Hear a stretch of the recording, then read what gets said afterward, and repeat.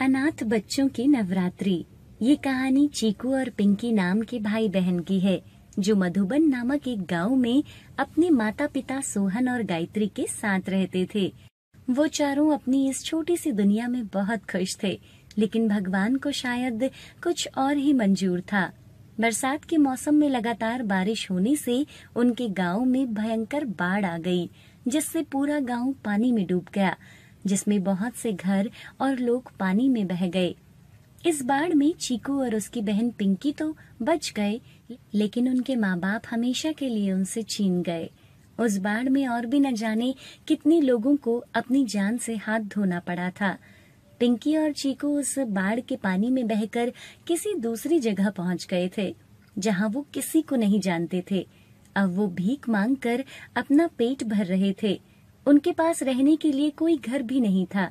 एक दिन रात का समय था। दीदी, मुझे बहुत ठंड लग रही है। चीकू, बस थोड़ी देर की बात है, कुछ ही देर में सुबह हो जाएगी और हम कहीं और चल पड़ेंगे। तब तक तुम मेरे पास लेट जा। चीकू पिंकी के पास उसकी गोद में लेट जाता है। कुछ ही देर में सुबह हो जाती है और वो दोनों भाई बहन फिर से भीख मांगने चले जाते हैं। चलते चलते वो एक खाने की दुकान के पास आ जाते हैं। अंकल, कुछ खाने को दे दीजिए, हमें बहुत भूख लगी है। चलो चलो निकलो यहाँ से। अंकल जी, थोड़ा सा खाना दे दीजिए, हमने कल से कुछ नहीं खाया। आप चाहो तो हम कोई काम कर सकते हैं, फिर आप हमें खाना दे देना। अरे क्यों दिमाग खराब कर रहे हो, चुपचाप यहाँ से निकल जाओ। दोनों बच्चे उदास होकर जाने लगते हैं। तभी वहाँ दुकान मालिक की पत्नी आ जाती है और उनकी बातें सुन लेती है। रुको तुम दोनों। फिर वो अपने पति से बोलती है, मैं कहती हूँ इन दोनों को कुछ दिनों के लिए अपनी दुकान पर ही रख लेते हैं। अभी नवरात्रि आने वाली है, उस समय दुकान पे बहुत काम होता है। इन दोनों को रख लेते हैं, इनसे काम करवा लेंगे और 2 वक्त का खाना दे देंगे। कह तो तुम सही रही हो, किसी और को भी इतने पैसे देने ही हैं, क्यों ना इन्हें ही रख लें। वैसे भी जो थोड़ा खाना बहुत बच जाता है इनको दे देंगे और बदले में काम करवा लेंगे। ठीक है, तुम दोनों यहाँ काम कर सकते हो, उसके बदले हम तुम्हें खाना दे देंगे। उनकी बात सुनकर चीकू और पिंकी बहुत खुश हो जाते हैं। जी, हम सब काम कर लेंगे। चलो अभी वो सारे बर्तन साफ करके उनको टेबल पे लगा दो। चीकू और पिंकी सारे बर्तन साफ करते हैं और उनको टेबल पर लगा देते हैं। कुछ ही देर में लोग दुकान पर खाना खाने आने लगते हैं।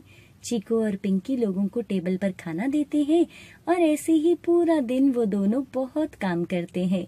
शाम के समय चीकू और पिंकी को बहुत भूख लगती है। अंकल, क्या हम भी अब खाना खा लें? हमें बहुत भूख लगी है। देखो, अभी कुछ नहीं मिलेगा, जब लोग दुकान पर आना बंद करेंगे तभी तुम्हें खाना मिलेगा। लेकिन दुकान का मालिक उन दोनों बच्चों को खाना नहीं देता है और दूसरी तरफ वे दोनों बच्चे भूख से बेहाल हो रहे थे।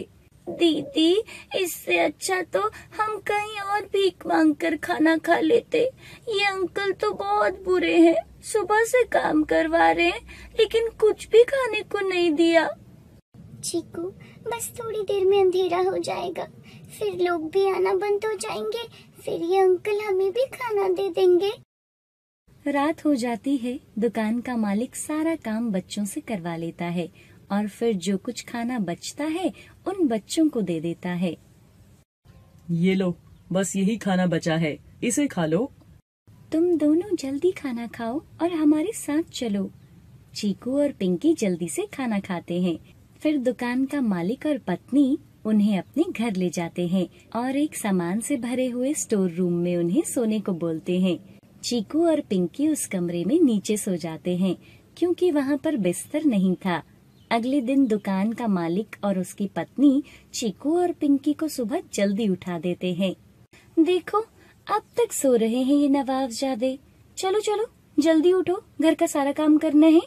वह चीकू और पिंकी से घर का सारा काम करवाते हैं। घर का काम करते करते चीकू से एक गिलास टूट जाता है। हे भगवान, इतनी महंगी ग्लास का सेट खराब कर दिया इस लड़के ने। और वो गुस्से में चीकू को थप्पड़ लगा देती है। आंटी जी, मेरे भाई को माफ कर दीजिए, उससे गलती से ये ग्लास टूट गया। तू चुप कर और जाकर अपना काम कर, आई बड़ी भाई की चमची। फिर वो उन दोनों को दुकान पर ले जाते हैं और दुकान पर भी वह दोनों पति पत्नी उन बच्चों से दुकान का बहुत सारा काम करवाते हैं और रात को उनको सूखा बचा हुआ खाना दे देते हैं। जब वो दोनों अपनी दुकान बंद कर रहे थे तो चीकू और पिंकी वहाँ से भाग जाते हैं। अरे ये दोनों कहाँ गए? अभी तो यहीं थे। वे दोनों चीकू और पिंकी को दुकान के आसपास देखते हैं, लेकिन वो वहाँ नहीं थे। लगता है भाग गए दोनों। चीकू और पिंकी वहाँ से भागकर बहुत आगे चले जाते हैं और वहाँ वो एक पेड़ के नीचे रुक जाते हैं। दीदी, मैं अब और नहीं भाग सकता, मैं बहुत थक गया हूँ। चीकू और पिंकी दोनों रो रहे थे। अगर माँ बाप होते तो हम ऐसे भटक नहीं रहे होते। तभी अचानक वहाँ एक बूढ़ी औरत आती है। तुम दोनों यहाँ इतनी रात को क्या कर रहे हो? उस बूढ़ी औरत को देख पहले तो वो दोनों डर जाते हैं, लेकिन उसके पूछने पर वो सारी बात बता देते हैं। तुम दोनों रोना बंद करो, यहाँ से सीधा आगे चले जाओ, वहाँ एक माता का मंदिर है, वहाँ चले जाना, तुम दोनों के साथ सब अच्छा होगा। उस बूढ़ी औरत की बात सुनकर वो दोनों आगे चले जाते हैं। आगे जाकर, दीदी, वो माता जी सही कह रही थी, वो देखो सामने मंदिर दिख रहा है। वो दोनों मंदिर के अंदर जाते हैं और आपस में बात करने लगते हैं। वहाँ एक पंडित था। उनकी आवाज सुनकर वो उठकर बाहर आता है और उनसे पूछता है, अरे कौन हो तुम दोनों और इतनी रात को कहाँ से आ रहे हो? वो सारी बात पंडित जी को बताते हैं। पूरी बात जानने पर वो पंडित उन दोनों बच्चों को खाना खिलाता है और सोने की जगह भी देता है। आखिर इतनी रात को इन बच्चों को किस औरत ने मंदिर में आने को कहा? आखिर कौन थी वो औरत? जो भी थी, लेकिन माता रानी ने सही समय पर उस औरत को इनके पास भेजा। ऐसे वो दोनों बच्चे मंदिर में रहते हैं। अगले दिन मंदिर में बहुत से लोग आते हैं। मंदिर में चीकू और पिंकी को भी लोग प्रसाद देते हैं और दोनों भी माता रानी को प्रणाम करते हैं। नवरात्रों में बहुत सारे लोग मंदिर आया करते थे। चीकू, अगर हमारे माता पिता भी हमारे साथ होते तो हम भी मिलकर मंदिर जाते। दीदी, लेकिन हमारे माता पिता तो भगवान के पास चले गए हैं ना। वो दोनों सुबह पंडित जी के साथ जल्दी उठ जाते थे और पूरे मंदिर की सफाई करते और माता की आरती भी करते थे। अष्टमी का दिन था। उस दिन मंदिर में बहुत से दर्शनालु आए हुए थे। सब माता रानी की पूजा करते हैं और मंदिर में प्रसाद भी बांटते हैं। तभी पंडित एक आदमी और औरत को मंदिर के बाहर बैठे हुए देखता है। उनकी हालत बहुत खराब थी। पंडित उनके पास जाता है। अरे आप दोनों कौन हो और यहाँ ऐसे उदास क्यों बैठे हो? तभी वो दोनों बताते हैं, हम मधुबन नाम गांव में रहते हैं। बाढ़ में हमारे 2 बच्चे न जाने कहाँ बह गए। कितने महीनों से हम अपने बच्चों को ढूंढ रहे हैं। माता रानी सब ठीक कर देंगी। बच्चों, इन दोनों को भी प्रसाद दो। चीकू और पिंकी जैसे ही उनको प्रसाद देने आते हैं तो वो देखते हैं, माँ पापा। अरे माँ पापा, आप कहाँ चले गए थे हमें छोड़ के? चीकू की माँ चीकू और पिंकी को गले से लगाती है और माता रानी का धन्यवाद करती है। शुक्र है, माता रानी ने सही सलामत हमारे बच्चों को हमसे मिलवा दिया। हे माता रानी, आपका बहुत बहुत धन्यवाद। आज आपकी वजह से हम अपने बच्चों से मिल पाए हैं। जय माता दी। सीतापुर नाम का एक गांव था जहां सुमन नाम की एक महिला अपने पति मोहन और सास ससुर के साथ रहती थी। मोहन के पिता सेठ गिरधारी लाल एक बहुत बड़ा जमींदार था। उसका घर बहुत बड़ा था। पूरे गांव के लोग गिरधारी लाल से बहुत डरते थे। सुमन की शादी को बहुत साल बीत गए थे, लेकिन अभी तक उसकी कोई भी औलाद नहीं थी। बहुत इलाज करने और दिखाने के बाद भी कोई फायदा नहीं हुआ।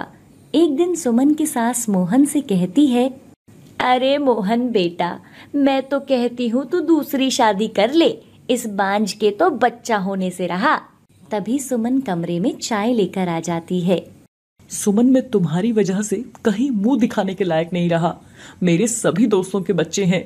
अगर ऐसे ही चलता रहा तो मुझे दूसरी शादी करनी पड़ेगी। आप ये कैसी बातें कर रहे हैं? बच्चे तो ऊपर वाले की देन है, इसमें हम क्या कर सकते हैं? अरे तेरे में ही तो कमी है जिसकी वजह से तू माँ नहीं बन पा रही। मोहन गुस्से में वहां से चला जाता है और सुमन की सास भी उसे बुरा भला बोलकर वहां से चली जाती है। सुमन रोज रोज ये बातें सुनकर परेशान हो गई थी। एक दिन उसके घर पर उसकी बड़ी बहन आशा अपने बच्चे के साथ आती है। उसकी बहन भी उसी गांव में रहती थी। सुमन आशा के बेटे को उठा लेती है। दीदी, राजू तो बहुत प्यारा लग रहा है। हाँ, और बहुत शरारती भी हो गया है, पूरा दिन इधर उधर भागता रहता है। तभी वहां सुमन की सास आ जाती है। नमस्ते आंटी जी। नमस्ते। सरला सुमन की बहन को बिल्कुल भी पसंद नहीं करती थी क्योंकि उसका परिवार गरीब था। खुद की औलाद तो तुझसे पैदा नहीं हो रही, कब तक दूसरों के बच्चों के साथ खेलती रहेगी? सरला की बात सुनकर आशा वहां से चली जाती है और सुमन भी अपने कमरे में जाकर रोने लगती है। एक दिन गिरधारी लाल सरला से बोलता है, सरला, सुमन को तांत्रिक बाबा के पास लेकर जाओ, वो जरूर कोई रास्ता बताएंगे। मैं तो पिछले हफ्ते ही इसे वहां ले जाने वाली थी, लेकिन बारिश होने के कारण वहां जा नहीं पाई। आज ही इस बांझ को तांत्रिक बाबा के पास लेकर जाती हूँ। सरला सुमन को अपने साथ तांत्रिक बाबा के पास ले जाती है। सुमन को वहां जाकर बहुत डर लग रहा था। प्रणाम बाबा जी। बोलो, क्या समस्या है आपको? बाबा जी, मेरे बेटे की शादी को 4 साल हो गए हैं, लेकिन अभी तक मेरी बहू को कोई औलाद नहीं हुई। इसका कोई निवारण बताइए बाबा जी। तांत्रिक सुमन को देखता है। इस पर तो बुरी शक्तियों का साया है। अगर तुम चाहती हो कि इसकी औलाद हो जाए तो तुम्हें इसको लगातार 4 दिनों तक मेरे पास लाना होगा। ठीक है बाबा जी, मैं कल से इसे रोज ले आऊंगी। अगले दिन सरला सुमन को बाबा के पास ले जाती है और वहाँ वो तांत्रिक सुमन को एक लोटे से जल देता है और सुमन उस जल को पी लेती है। अब देखना, बहुत ही जल्द तेरे घर में औलाद की किलकारियां गूंजेंगी। सरला और सुमन उसकी बात सुनकर बहुत खुश होते हैं और घर जाकर सरला गिरधारी लाल से बोलती है, बाबा ने बोला है कि जल्द ही हमारे घर में बच्चे की किलकारियां गूंजेंगी। ये तो बहुत खुशखबरी की बात है। बाबा ने ऐसा बोला है तो जरूर ही होगा। आखिरी दिन सरला की तबीयत थोड़ी खराब हो जाती है और वो सुमन को अकेले ही तांत्रिक के पास भेज देती है। अरे, आज तुम्हारी सासू माँ नहीं आई? आज उनकी तबीयत थोड़ी खराब थी, इसलिए वो आज नहीं आ पाई। चलो कोई बात नहीं, आज तुम्हारा आखिरी दिन है जल ग्रहण करने का, लेकिन आज तुम्हें मेरे साथ कुटिया के अंदर जाकर जल ग्रहण करना होगा, तभी तुम्हें संतान की प्राप्ति होगी। तांत्रिक की ये बातें सुनकर सुमन को घबराहट होने लगती है, लेकिन मजबूरी के कारण उसे तांत्रिक के साथ उसकी कुटिया के अंदर जाना पड़ता है। अंदर जाते ही वो तांत्रिक उसका हाथ पकड़ लेता है। अरे, आप ये क्या कर रहे हो? छोड़ो मेरा हाथ। अगर तुझे संतान चाहिए तो जैसा मैं कहता हूँ वैसा कर। सुमन अपना हाथ छुड़ाकर भागती है और कुटिया के बाहर आ जाती है और वो रोते हुए वहां से चली जाती है। तांत्रिक की ऐसी हरकत से सुमन बहुत ही घबराई हुई थी। सुमन घर पहुंचते ही अपने कमरे में चली जाती है और कुछ देर के बाद वो तांत्रिक भी उसके घर आ जाता है। प्रणाम बाबा जी। अगर तुम्हें औलाद का सुख नहीं चाहिए था तो क्यों तुमने अपनी बहू को मेरे पास भेजा? क्या हुआ बाबा? क्या किया सुमन ने? उसने मेरा जल लेने से इनकार कर दिया और मेरा अपमान भी किया। सरला सुमन को बाहर बुलाती है और उसे बहुत खरी खोटी सुनाती है। माँ जी, ये बाबा मुझे अपने साथ कुटिया में ले गया था और इसने मेरे साथ जबरदस्ती करने की कोशिश की, इसलिए मैं वहां से भाग आई। घोर अपमान। अब तो मैं यहाँ एक क्षण भी नहीं रुक सकता। तांत्रिक वहां से चला जाता है और सुमन भी रोते रोते अपने कमरे में चली जाती है। एक दिन सुमन बाजार में सामान लेने जाती है और उसे वहां तभी आशा मिल जाती है। सुमन आशा को उसके साथ घटी हुई सारी बात बताती है। लगता है मुझे ये जीवन बिना बच्चे के ही बिताना पड़ेगा। नहीं सुमन, ऐसा नहीं बोलते। कुछ दिन पहले मैं तुझे इसी के बारे में बताने आई थी। क्या दीदी? देखो, कुछ दिनों में नवरात्रि आने वाले हैं।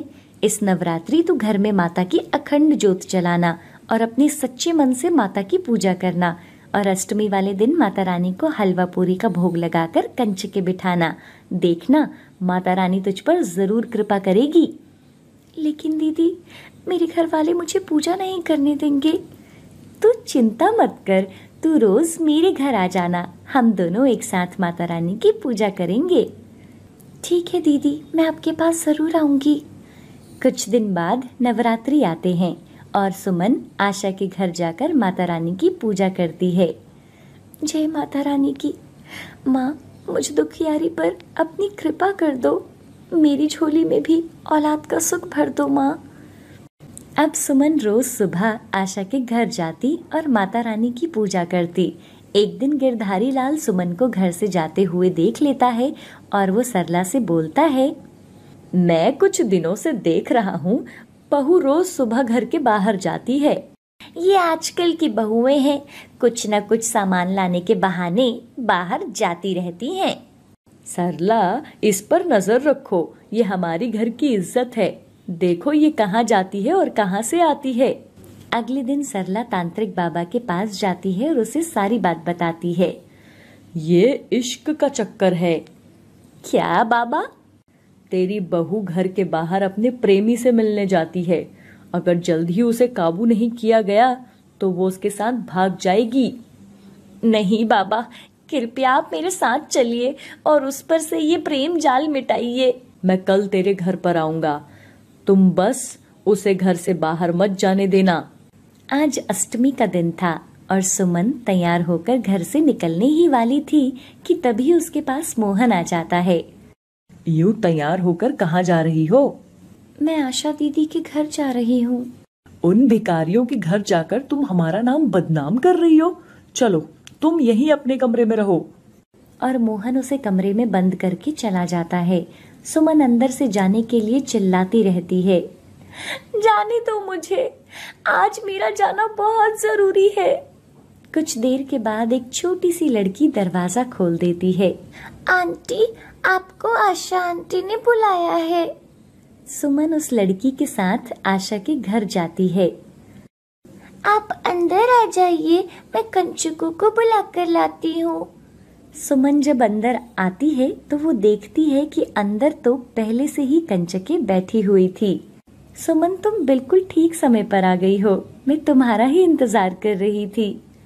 वो दोनों माता रानी को प्रसाद का भोग लगाते हैं और कंचकों को हलवा पूरी खिलाते हैं। दीदी, वो लड़की कहाँ गई जिसे आपने मुझे बुलाने के लिए भेजा था?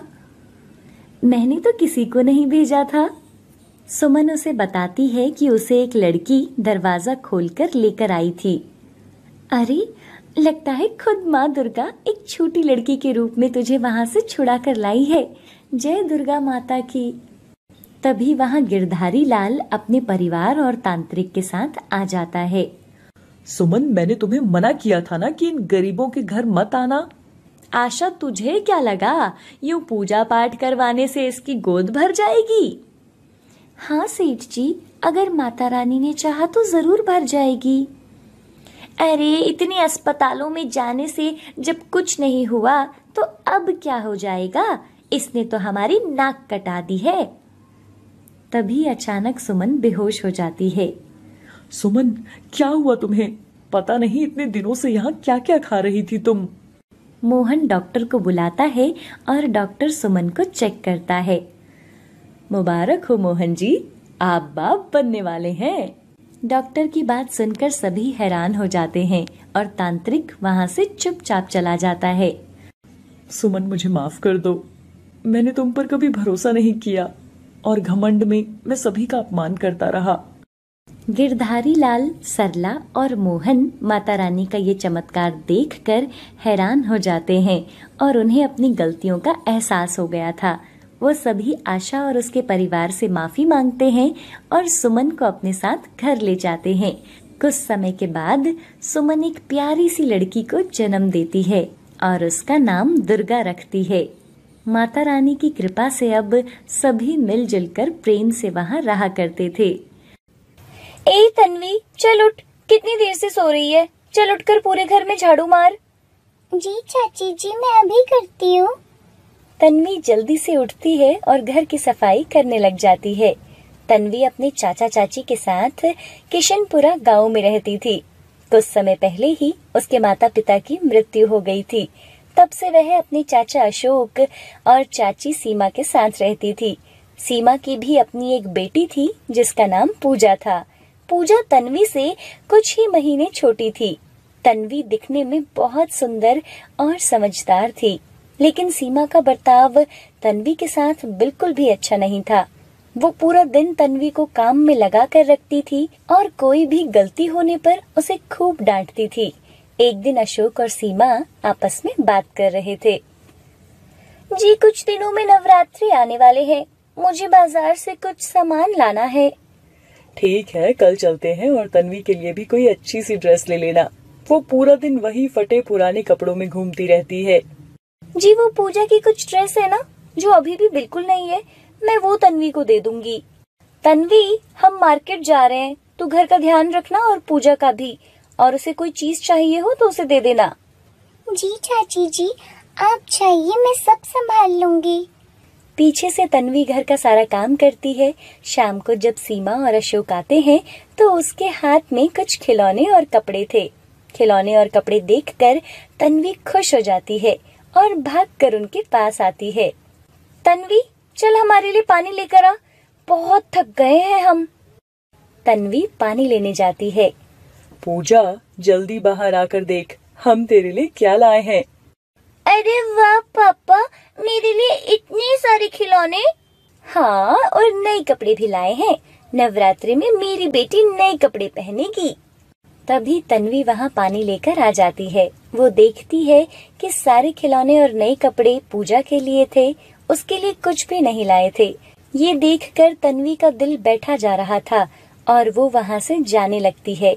तभी सीमा बोलती है, तन्वी रुक, जरा ये पूजा का सामान पूजा घर में रख दे।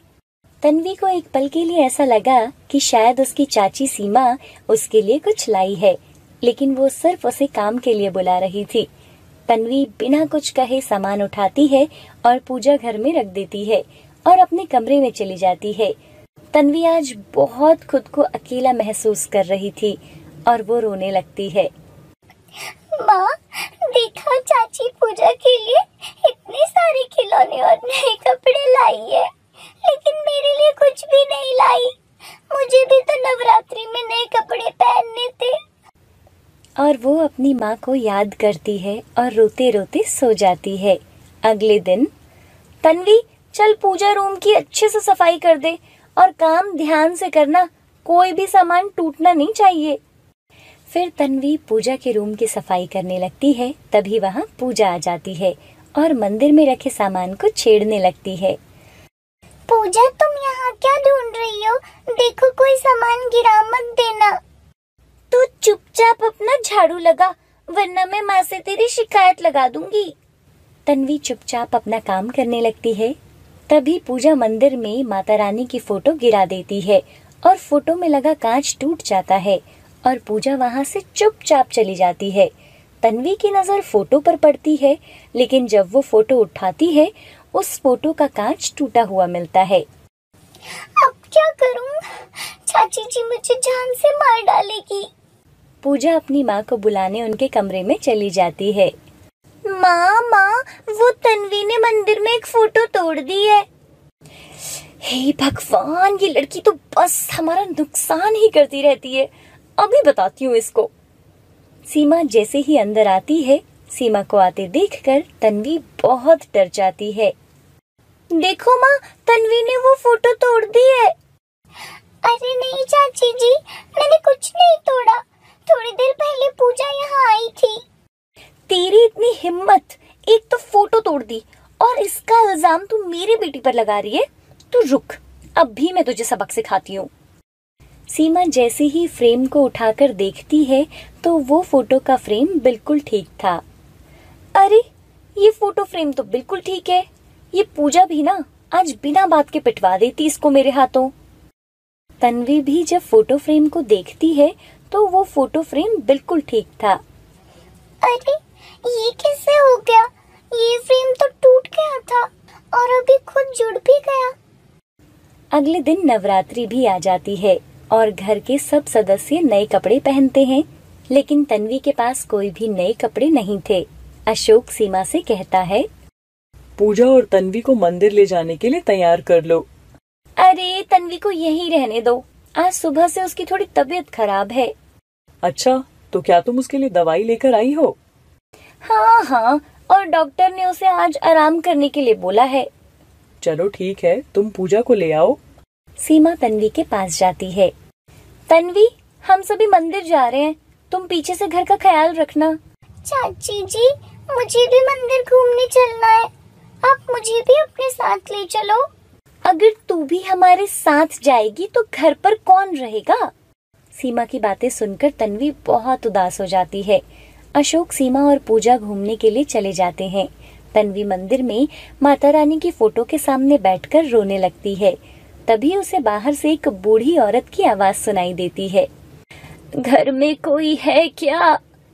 उसकी आवाज सुनकर तन्वी बाहर आ जाती है। जी माता जी, किससे मिलना है आपको? बेटा, मुझे तो तुमसे ही मिलना था। मैं बहुत दिनों से भूखी हूँ, कुछ खाने के लिए दे दो बेटा।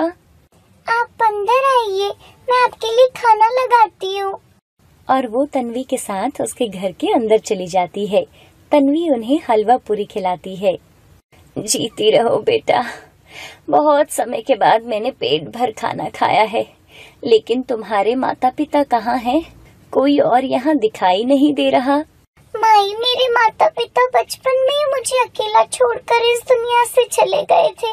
मैं यहाँ पे अपने चाचा और चाची के साथ रहती हूँ। वो आज माता रानी के मंदिर घूमने गए हैं। लेकिन वो तुम्हें साथ लेकर क्यों नहीं गए? क्या तुम माता रानी के दर्शन नहीं करना चाहती? मैं तो जाना चाहती थी, लेकिन मेरी चाची ने मुझे जाने से मना कर दिया। तुम चिंता मत करो, आज के बाद वो तुम्हें कभी परेशान नहीं करेंगी। तुम माता रानी का ये लॉकेट अपने गले में पहन लो, वो सदा तुम्हारी रक्षा करेंगी। और ये सब बोलकर वो औरत वहाँ से चली जाती है। दूसरी तरफ मंदिर जाते समय अशोक की गाड़ी का एक्सीडेंट हो जाता है। एक्सीडेंट में अशोक और पूजा को हल्की सी चोट आ जाती है, लेकिन सीमा एक्सीडेंट में बुरी तरह से घायल हो जाती है। डॉक्टर अशोक से बोलता है, अशोक जी, आपकी बीवी का खून ज्यादा बहने की वजह से अभी वो बेहोश है। हो सकता है कि वो कोमा में भी चली जाए। डॉक्टर साहब, प्लीज आप मेरी बीवी को बचा लीजिए। देखिए, दवा तो दे दी है, लेकिन अब दुआ की जरूरत है। अशोक घर पर जाता है और तन्वी को अपने साथ हॉस्पिटल लेकर आता है। अशोक पूजा और तन्वी के साथ सीमा के पास जाता है। सीमा बेहोशी की हालत में थी। तन्वी सीमा की हालत देखकर बहुत घबरा जाती है और वो माता रानी की माला को हाथ में लेकर प्रार्थना करने लगती है। हे माता रानी, कृपया मेरी चाची जी की सभी गलतियों को माफ कर दीजिए और इन्हें पहले जैसा ठीक कर दीजिए।